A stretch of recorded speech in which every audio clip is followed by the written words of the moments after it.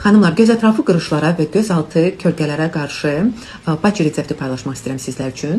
Bu patchləri siz həftədə 2-3 dəfə istifadə etsəz, mən dediyim kimi, çox gözəl nəticə əldə edəcəksiniz. Və bu patchlər üçün sizə nə lazımdır?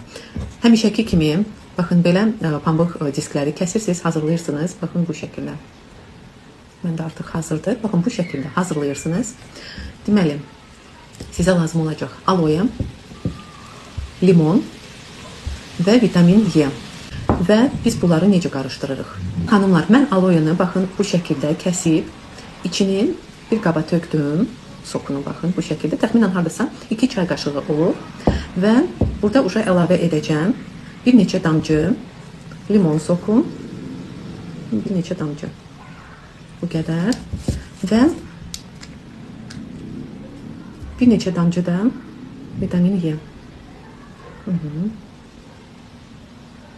Təxminən hardasa 4-5 damcı vitamin E oldu. Və mənim hazır patchlərimi istadıram. Və xanımlar, hazırladığım bu patchləri mən bu şəkildə təxminən 15-20 dəqiqə saxlayıram. Hətta xanımlar, mən bu maskanı bütün üzümə çəkirəm. Çünki bu maska dərini çox gözəl nəmləndirir. Qırışlara qarşı çox gözəl təsir edir.